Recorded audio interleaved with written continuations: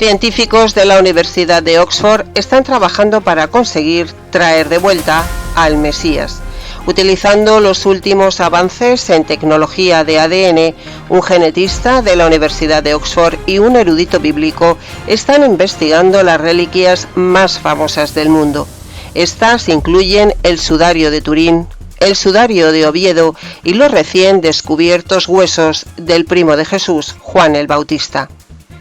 Al extraer y analizar muestras de cada una de estas reliquias sagradas, esperan recuperar una muestra de ADN que posiblemente pertenezca a Jesús o a un miembro de su familia. En este momento, expertos están tratando de extraer el código genético de la familia de Jesucristo. No obstante, los científicos señalan que la probabilidad de extraer el ADN real del Mesías de estos artefactos mencionados es mínima, debido a la contaminación, dado que cualquier individuo que tocara los restos durante estos casi 2000 años podía dejar sus huellas en ellos. Las muestras pueden ser confundidas con el ADN necesario, aunque numerosas y extrañas afirmaciones han sido hechas por diferentes individuos que dijeron haber estado al borde de clonar a Jesús.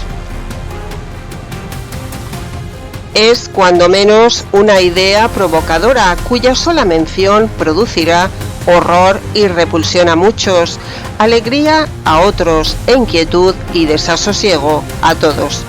Sus creadores no solo tendrían el poder de educarlo y manipularlo a su antojo, sino también de utilizarlo para sus propios fines e intereses.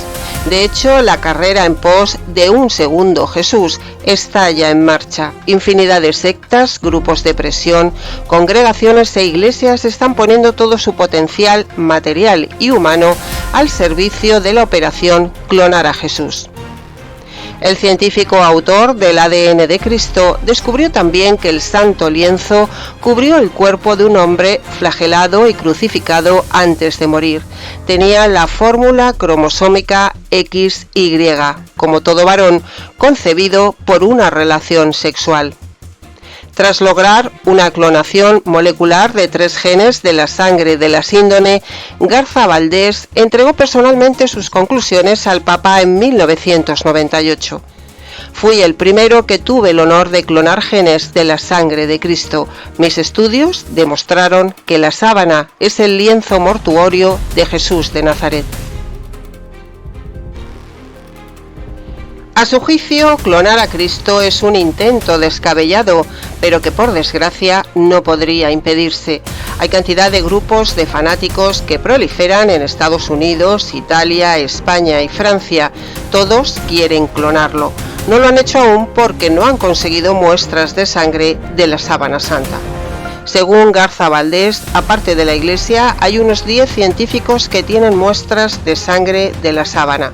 Él pone la mano en el fuego por ellos. No creo que se prostituyan comercializando con la sangre de Cristo. Pero los promotores del proyecto Segunda Venida confían en la gran fuerza persuasora del dinero. Sería una catástrofe y un plan descabellado. No podrán clonar al Cristo al 100%. Si se utiliza la poca sangre que se tiene de él, se tendría un genoma incompleto. Sería un individuo con una parte de la fórmula genética de Cristo o un monstruo, un Frankenstein, el mismísimo Anticristo. Pero no todos sus colegas comparten su pesimismo. El famoso científico Richard Seed de Chicago asegura que cuando Dios hizo al hombre a su imagen y semejanza, lo que quería es que el hombre terminara convirtiéndose en Dios. La clonación es el primer paso serio del ser humano para convertirse en Dios. Un nuevo estudio realizado por miembros del Instituto de Materiales de Trieste y del Instituto de Cristalografía de Bari ha revelado que la sábana santa de Turín contiene numerosos restos de sangre. El sudario de Turín es una tela de lino de 4,36 metros de longitud por 1,10 de ancho que se conserva y venera en la iglesia de San Juan Bautista de Turín, como la mortaja que envolvió el cuerpo de Cristo.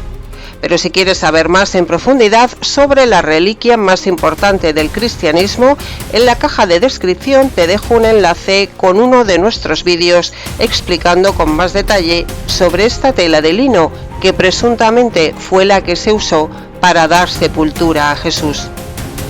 En uno de los lados del sudario es visible la imagen de un crucificado que ha sido severamente castigado.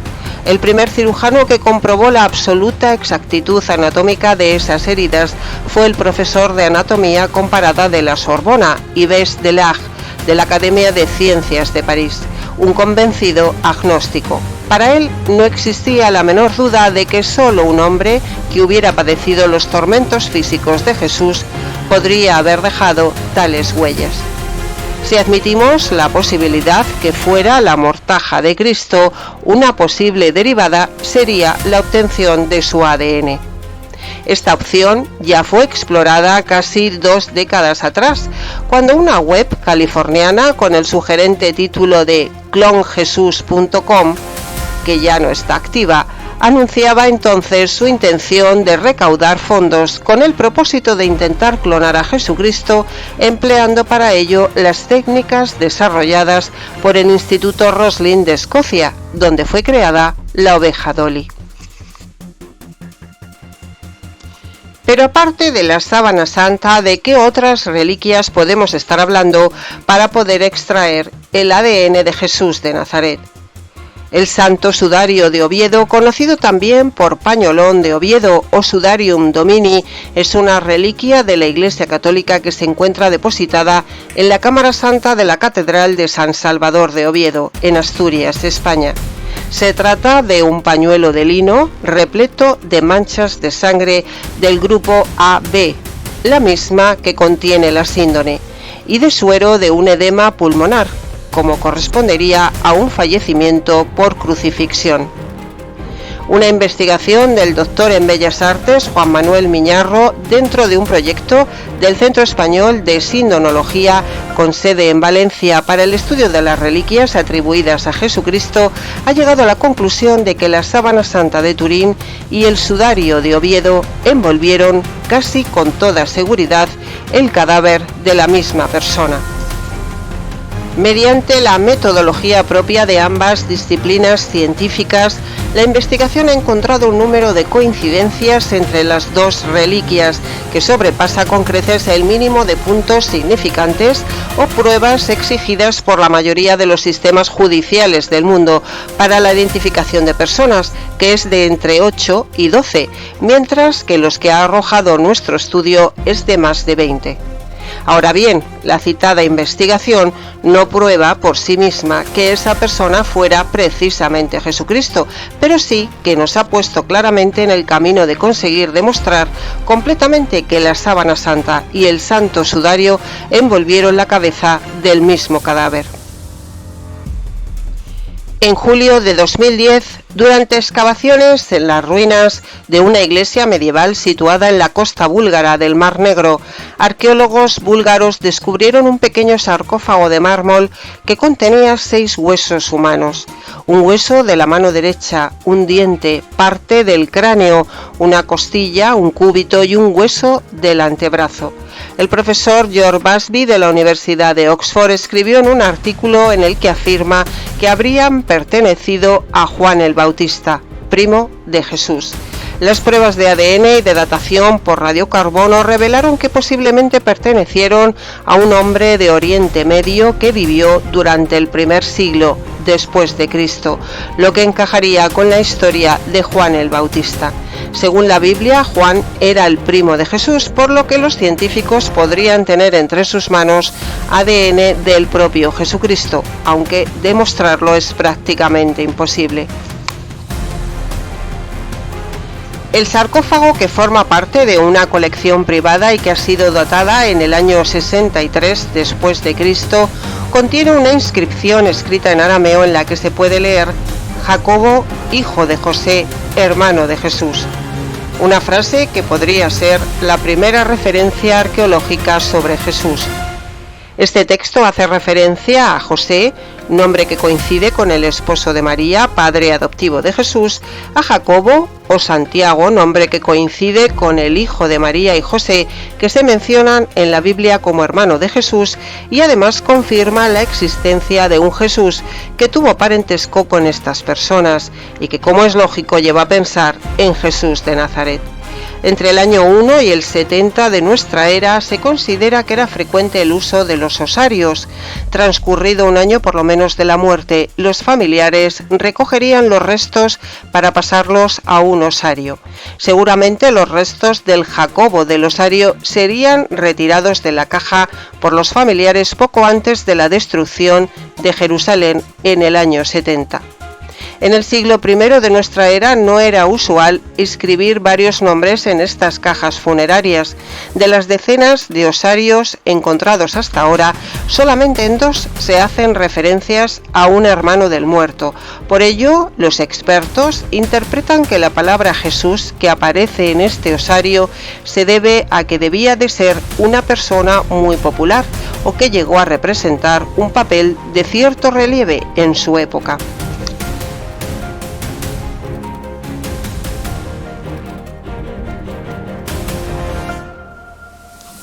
La cristiandad hace gala de una buena y extensa colección de reliquias susceptibles de contener ADN.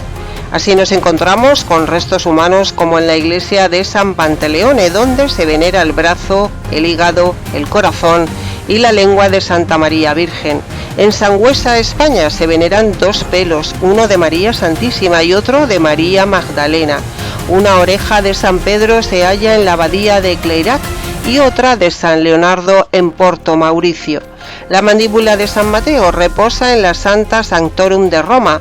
Incluso en muchos lugares se exhibe la leche de la Virgen, en Oviedo, y en otros las plumas del Espíritu Santo. Tenemos noticias, asimismo, de la existencia de al menos 60 dedos de San Juan Bautista. Pese al hecho innegable de falsificación de reliquias, el culto a los mártires y santos de cuyo cuerpo terrenal formarán o no parte las mismas, está plenamente legitimado por la Iglesia su valor trascendente y sobrenatural. Pero una cosa es el empleo de reliquias como un puente o medio instrumental de oración por el que los católicos pueden elevar su plegaria a Dios, y otra, muy distinta, utilizar el material genético para obtener una determinada identidad, en este caso la de Jesús. Tan solo en Francia se han catalogado 500 dientes del niño Jesús. Existen 14 prepucios repartidos por el mundo, en Roma, en Burgos, Amberes, Hildesheim, Santiago de Compostela. De la misma manera existen varios cordones umbilicales del Niño Jesús en Santa María del Popolo, en Roma, en San Martino y uno más en Chalons. Una muestra de la sangre de Cristo se halla depositada también en Venecia. Si solo una de estas fuera auténtica, podría proporcionar el ADN necesario para hacer un clon de Jesús. Pero ¿cómo diferenciar las reales de las falsas? La única reliquia con candidatura seria es la sábana santa, y además permite, si la Iglesia lo autorizara, la comparación con la sangre de otra reliquia catalogada como Sudarium Domini y que se conserva en Oviedo. No obstante, los científicos señalan que la probabilidad de extraer el ADN real del Mesías de los artefactos mencionados es mínima, debido a la contaminación, dado que cualquier individuo que tocara los restos durante estos casi 2000 años podría dejar sus huellas en ellos y las muestras podrían ser confundidas.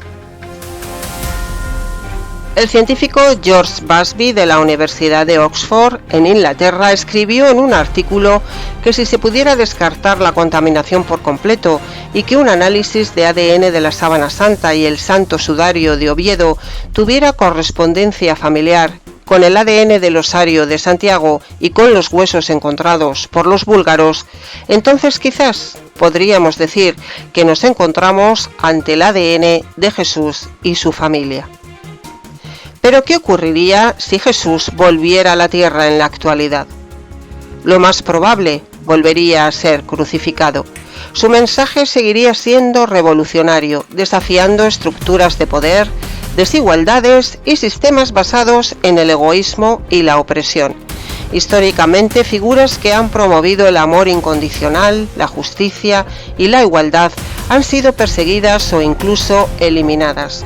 Jesús, si regresara con el mismo mensaje de amor, humildad y renuncia a los bienes materiales, probablemente sería considerado una amenaza por ciertos grupos políticos, económicos y religiosos.